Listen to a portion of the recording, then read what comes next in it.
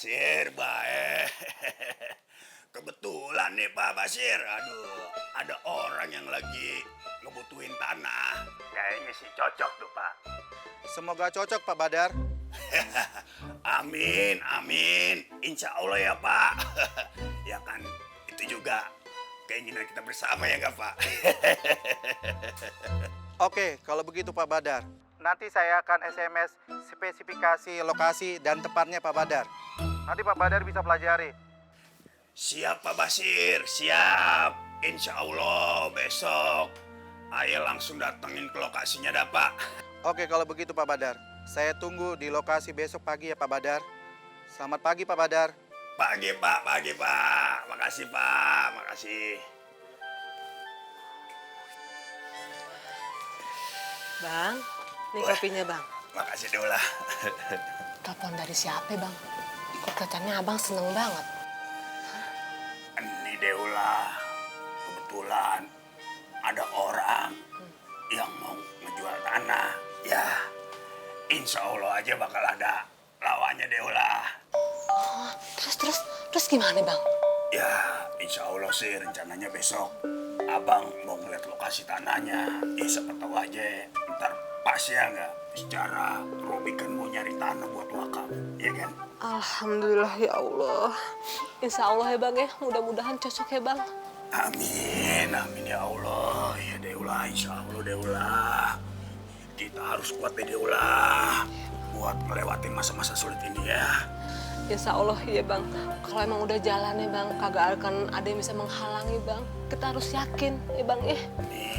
Amin. Semoga ini momennya ya Allah. Kita berhasil lewat dari masa-masa sulit kita ya. Ya Allah. Abang dulu deh. Ya Deula.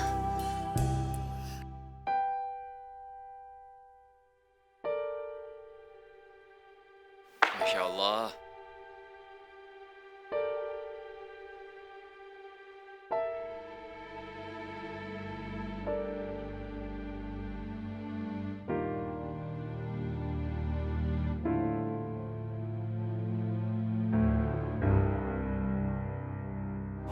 Oh iya Ustaz, kenapa para jamaah umroh itu diajakin ke sini Ustaz, ke Jabal Uhud? Kan pada saat itu kan ada sejarah kelam di mana tentara Muslim itu kalah dari kafir kaum Quraisy. Kenapa? Ya, misalkan para jamaah umroh dibawa juga ke daerah Badar, yang dimana jumlah tentara kafir kaum Quraisy itu jumlahnya 3 kali lipat lebih banyak dari tentara Muslim. Nah itu kan sebenarnya kalau misalkan para jamaah dibawa ke sana itu bisa menambah semangat. Begini, daerah Jabal Uhud itu merupakan salah satu bukti sejarah atau pengingat saat pasukan kaum muslimin yang pada awalnya menang. Di mana pasukan panah saat itu berjumlah 50 orang dipimpin oleh Abdullah bin Zubair dapat membuat pasukan Quraisy kocar-kacir. Pasukan Quraisy meninggalkan perlengkapan dan bawaan mereka yang dalam perang disebut ghanimah atau harta rampasan perang dan menjadi pihak yang menang. Semua pasukan tombak dan pedang kemudian menjarah harta rampasan perang itu. Akhirnya perintah Nabi Muhammad SAW di mana pasukan panah diperintahkan untuk tidak turun, tapi itu dilanggar. Pasukan panah sepertinya iri melihat pasukan tombak dan pasukan pedang berebut harta barang-barang yang ditinggalkan oleh pasukan Quraisy. Padahal semua itu hanya jebakan. Ustazah Rumana pasti tahu kan sejarah itu? Iya Ustadz, ya memang saat itu kaum muslimin silau akan harta yang ditinggalkan oleh lawannya. Mereka tidak mendengarkan apa kata Rasulullah untuk menjaga posisinya, malah rebutan untuk mengambil harta rampasan. Nah pada saat itu, saat pasukan panah turun dari bukit dan ikut berebut harta hasil rampasan, nah pada saat itu kaum Quraisy yang dipimpin oleh Abu Sufyan datang untuk mengepung. Nah sekarang malah kaum Quraisy ya yang merasa terkurung. Ya dan akhirnya kalah dalam perang Uhud. Nah, sejarah itu harus kita ingat bahwa harta benda yang menggiurkan dapat menghancurkan solidaritas kaum muslimin sampai kapanpun. Iya tuh. Iya Ustadz, benar. Kisah Perang Uhud ini juga ditulis dalam surat Ali Imran ayat 140-179 yang isinya bahwa Nabi Muhammad itu menjelaskan bahwa kalahnya Perang Uhud ini adalah ujian dari Allah. Nah, ini adalah ujian untuk kaum mukmin dan munafik. Iya betul. Iya, maka itu banyak banget Biro Haji dan Umroh yang mengajak jamaahnya untuk datang ke sini. Itu untuk mengingatkan kembali betapa memilukannya perjuangan Nabi saat itu, di mana pasukannya itu dikalahkan. Dan di mana sebelumnya kaum muslimin yang di Madinah itu sudah dikhianati oleh kaum Yahudi. Ya, kaum Yahudi itu membelot dari medan perang. Gitu kira-kira Pak Ustadz. Ya, peperangan Uhud sejarah yang paling memilukan yang dilalui oleh Nabi Muhammad SAW. Di mana saat itu Nabi Muhammad SAW juga dikabarkan meninggal, padahal dia hanya terluka di kening.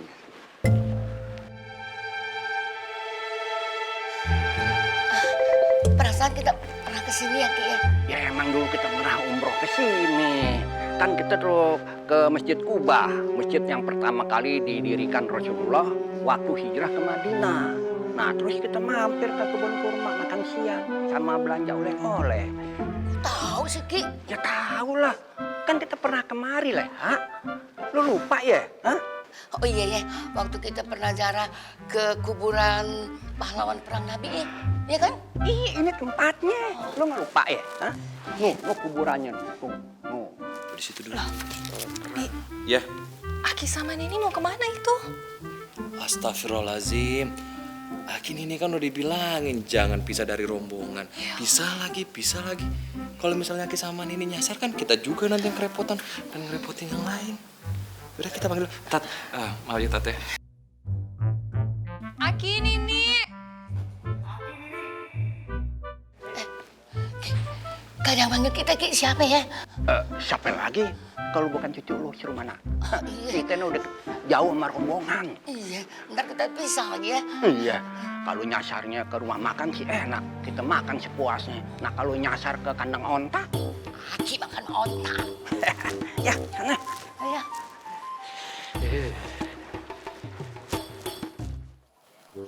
Aduh, kampung Duku, pagi-pagi sepi banget begini, agak enak banget. Ngapain yang enak ya? Yang enak nih, sepi-sepi begini nih, ada nih. Kompor mak-maknya lagi masak meleduk. Wow, mantep kan. Ada kompor meleduk. Ada kayak ada bom kan. Mantep kalau begitu. Bukan apa-apa, sekarang kan lagi ngetren. Di mana-mana berita bom di TV-TV kita lihat. Ini kalau udah begitu udah mantep nih. Waduh, kalau di kampung Duku ada bom meledak. Pasti ini kampung rame. Polisi datang, wartawan datang, orang-orang kemana-mana juga pada datang pengen ngeliat. Nah, kalau misalnya rame orang berarti kan gua ada kesibukan. Nah, kalau gua ada kesibukan berarti ada kemasukan. Minimal kan ada mobil pada parkir, ada motor pada parkir, pada pengen nonton bom. Kan lumayan dapat duit parkir. Maklum orang sini nonton bukan nonton bioskop, nonton bom. Nonton bom meledak. Mantep juga tuh, nonton bom meledak. Emang beda dah. Kalau di luar negeri, itu kalau ada bom meledak, itu biasanya orang pada takut, ngacir, kabur. Lah kalau di Indonesia, di kampung sini, di sini, wah ada bom meledak. Langsung semua orang pada datang. Di dunia paling aneh emang orang sini nih, ada bom udah pada datang, pada foto-foto, kagak ada takut-takutnya.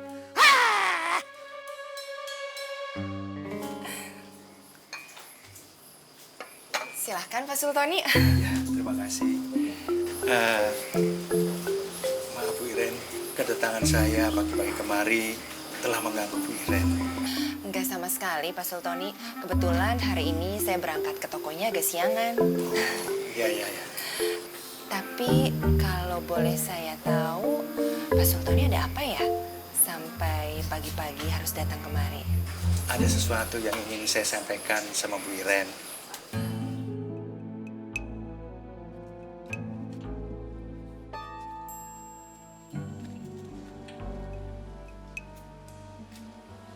Tumben Pak Sultoni, kok pagi-pagi udah namu di rumah Bu Iren? Ada apa ya?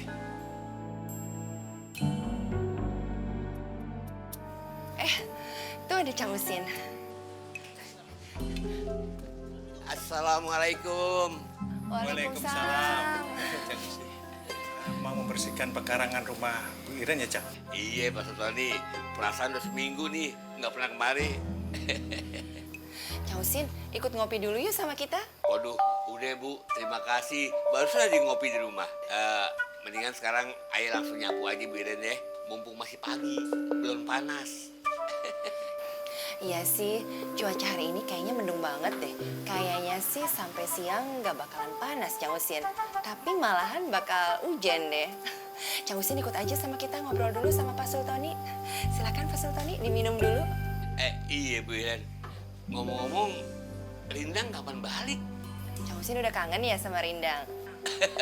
Iya, ngangenin banget tuh anak Bu Iren. Iya, kemarin sih saya telepon, katanya dia masih kangen sama Mbah Putrinya di Malang. Mungkin dia belum balik dulu deh, Cang Usin. Waduh, Rindang betah banget di Malang dong Bu Iren ya. Ya, kayaknya sih gitu deh. Udah Bu Iren deh, ayo nyapu aja dulu ya Bu Iren deh. Ini beneran, Cang Usin nggak mau ngopi dulu nih? Bener Bu Iren, bener. Bukan apa-apa Bu Iren. Kalau yang ngopi terus, ntar lagi tambah hitam. Ya udah Bu Iren, Pak Sultoni saya mau nyapu dulu ya. Ya silakan, Cang. Iya.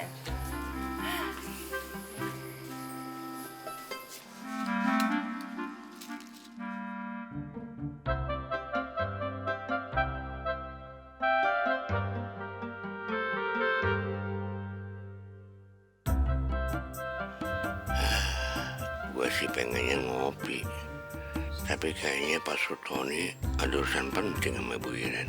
Nggak enak gue sampai ganggu omongan dia berdua. Silahkan Pak Sultoni, kalau memang ada yang perlu disampaikan ke saya. Begini Bu Iren, tapi sebelumnya saya minta maaf sekali lagi.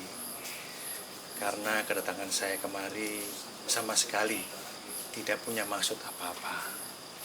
Ya kecuali Bu Iren barangkali sudah pernah mendengar bahwa saya ini sering dimintain tolong oleh mereka untuk mencarikan pasangan hidup.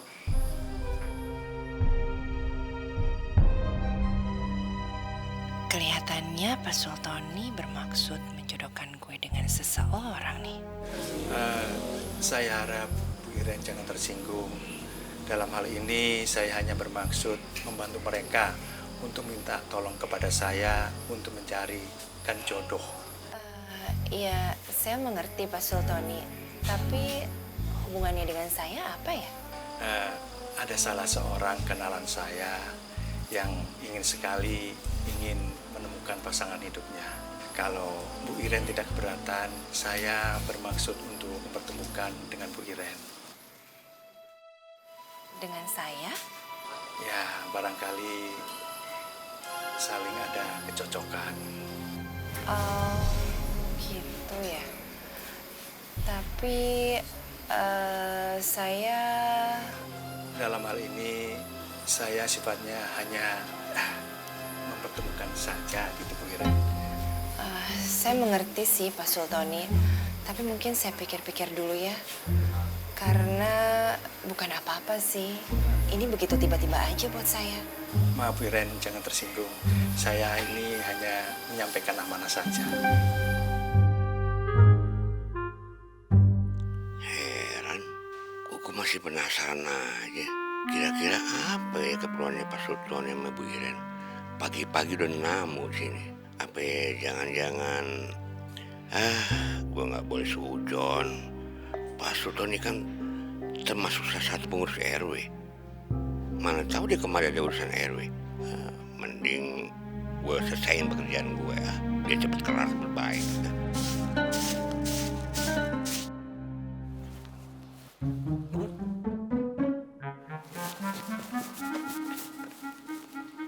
Wih, ngapain tuh pagi-pagi Pak Sultoni?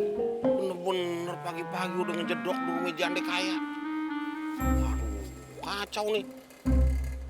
Dia beri gue di tikungan. Nah gue aja belum ngapa-ngapain, dia udah nyosor di sini duluan.